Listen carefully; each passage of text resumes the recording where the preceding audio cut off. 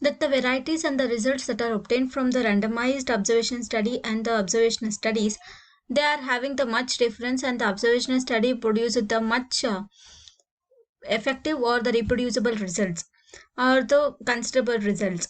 In 2007, several prominent medical researchers issued the strengthening the report of observational studies in epidemiology statement, in which they called for observational studies to conform to 22 criteria that would make their conclusion easier to understand and generalize.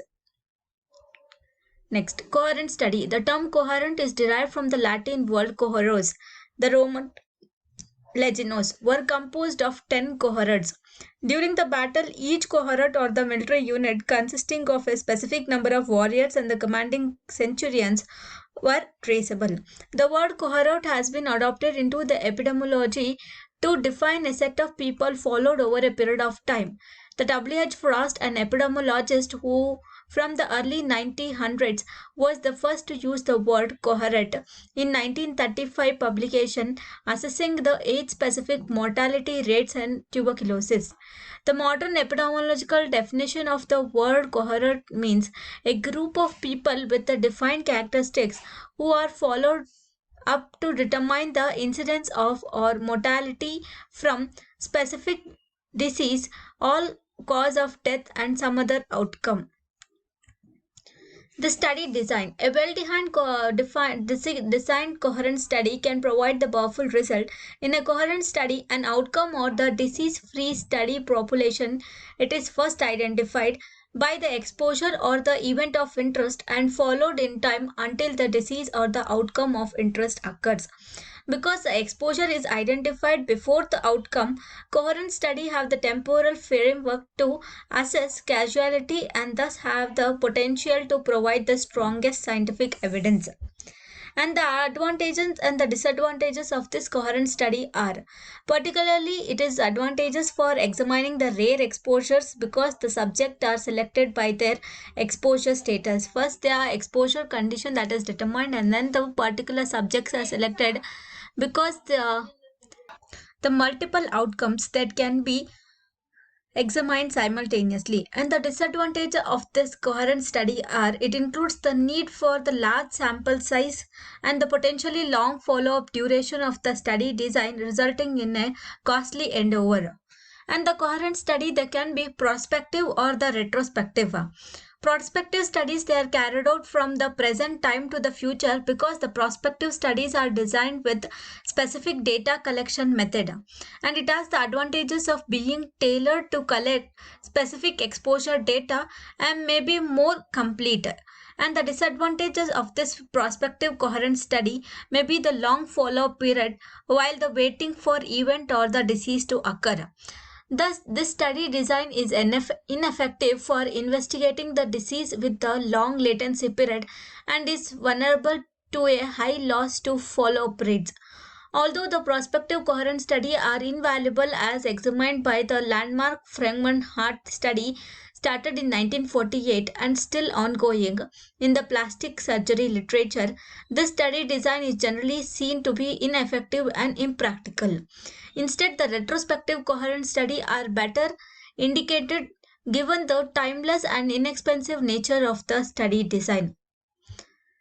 Retrospective coherent study, they are also known as the histological coherent study, and they are carried out at the present time and look to the past to examine medical event or the outcomes. In other words, a coherent study of the subject selected based on the exposure status is chosen at the present time, and the outcome data, that is the disease status or the event status which was measured in the past, are reconstructed for the analysis. The primary disadvantages of this study is the limited control the investigator has over the data collection, and the existing data may be incomplete, inaccurate or inconsistently measured between the subject. However, because of the immediate availability of the data, this study design is comparatively less costly and shorter than the prospective coherent studies. In case of prospective, based upon the present disease conditions, what are the future probable outcomes that can be faced. They are designed and they are studied for the long range period. And the main disadvantages is the long term study, and it can be incomplete because when does it stop, it doesn't known. Whereas in case of the retrospective, based upon the present disease, what are the probable similar diseases that has been occurred in the past, they are compared. In this, the previous or the before occur or the past occur disease condition, it is recreated. But so it has occurred in the past, the proper featured condition of the disease that can be customized to the present study. Hence it is a less cost effective treatment when compared to prospective. And the methodological issues, selection of the subject in the coherent study. The hallmark of the coherent study is defining the selected group of subject by exposure status at the start of the investigation. And the critical characteristic of the subject selection is to have both the exposed and the unexposed group be selected from the same source population. With the same source population, both the exposed and the unexposed groups of people, they should be selected. Subjects who are not at a risk for developing the outcome should be excluded from the study. And the source population is determined by practical consideration such as sampling. Subjects may be effectively sampled from the hospital, be members of the community, or from the doctor's individual practice, and the subset of these subjects will be eligible for the study. What are the attrition bias or the low to follow bias or the errors are? Because the prospective cohort study may require the long follow-up period, and it is important to minimize the loss to follow-up. The loss to follow-up is a situation in which the investigator loses the contact with the subject, resulting in the missing data. If too many subjects are lost to follow-up, the internal validity of the study is reduced. And the general rule of the thumb requires that the loss to follow-up rate not exceed 20% of the sample. Any systemic differences related to outcome or the exposure of the risk factors between those who drop out and those who stay in the study must be examined. If the possible, by comparing the individual who remain in the study and those who are lost to follow-up or dropped out. And next is the case control study. The case control study were historically born out of interest in disease etiology, and the conceptual basis of these case control study is similar to taking a history and a physical. The deceased patient is questioned and examined, and elements of this history taking are needed together to reveal the characteristics or the factors that predisposed the patient to the disease. First, the subject that is selected and his histological and the physical behavioral condition that is recorded or undertaken in order to determine the possible risk factor of the disease. In fact, the practice of interviewing the patient about the behavior and the condition preceding the illness dates back to the Hippocrates rating of the 4th century BC, and the reasons of practicality and the feasibility inherent in the study design typically dictates whether the coherent study or a case control study is appropriate. Based upon the interviewing the patient and his behavior and the histological condition, one can come to the conclusion that whether the coherent study should be carried out or the case control study. And this study design was first recognized in the Janet Lan Claiborne study of breast cancer in 1926, revealing the finding that low fertility rate raises the risk of breast cancer. In the ensuing decades, the case control study methodology crystallized with the landmark publication linking smoking and the lung cancer in the 1950s. Since that time, the retrospective case control study have become more prominent in the biomedical literature with the more rigorous methodological advances in the design, execution, and the analysis. The study design. The case control study, they identify the subject by outcome status at the outset of the investigation. Here, the subject are selected based upon the outcome they obtain from them the outcomes are obtained. Outcome of interest may be whether the subject has undergone the specific type of surgery, experienced a complication, or is diagnosed with a disease.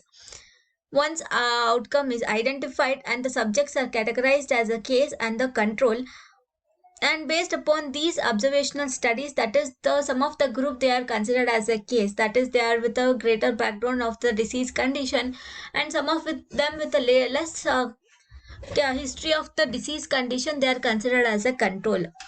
Data about the exposure to the risk factor or the several risk factors are then collected retrospectively, typically by interview, abstraction from the records, or the survey. The case control study are well suited to investigate the rare outcome or the outcome with a long potency. This is one of the major differences between the coherent and the case control, but this is more appropriate for the long term study compared with the case coherent study, because the subjects are selected from the outset by their outcome status. And thus, in a comparison to the coherent study, case control study are quick, relatively inexpensive to implement, require comparatively fewer subjects, and allow for multiple exposure or the risk factor to be assessed for one outcome. And the selection of cases. Sampling in the case control study design begins with selecting the cases. First step is the selection of the cases. In a case control study, it is imperative that the investigator has explicitly defined inclusion and the exclusion criteria prior to the selection of cases. For the selection of cases, these are the undertaking criteria that should be present. They are first determined, and based upon which the inclusion and the exclusion criteria are the outer wages that are also considered. For example, if the outcome is having a disease, specific diagnostic criteria and the disease subtype, stage of disease, or the degree of severity should be defined. Such criteria ensures that all the cases are homogeneous, such that all these criteria they are selected because the subject or the case or the control they are categorized or grouped, it should be homogeneous. Second, the cases may be selected from the variety of sources, including the hospital patient, clinic patients, or the community subject, but they belong to the same single population. Many community maintain the registries of the patient with a certain disease and can serve as a valuable source of cases. Their history background or the valid medical report, they can serve as a valuable source of cases. However, despite the methodological convenience of this method, validity issues may arise. For example, if the case are selected from one hospital, identified risk factor may be unique to that single hospital. This methodological choice may weaken the generalizability of the study finding. And after the finding of the study, next is the matching, whether the included under the certain required condition.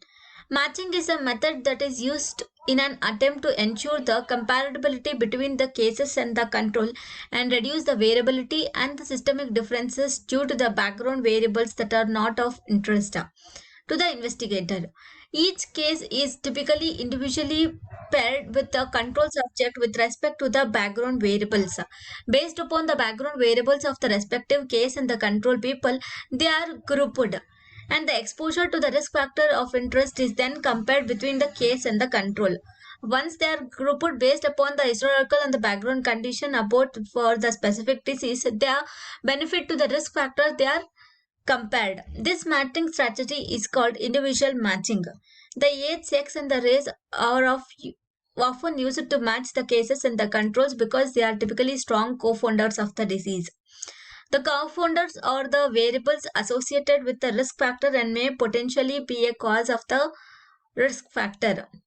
And the multiple controls, and the investigator examining the rare outcomes may have the limited number of cases to select from, whereas the source population from which the control can be selected is much larger. In such scenarios, the study may be able to provide more information if multiple control per se are selected, and this method increases the statistical power. This is about the summarized form of the conclusion, that is The investigator planning an observational study can certainly use the STROP statement as a tool to outline the key features of the study as well as coming back to it again at the end to enhance the transparency in the methodology reporting. Based upon the observation, they will be reported. Thank you. These are the references which have been used, that is the article and the wiki.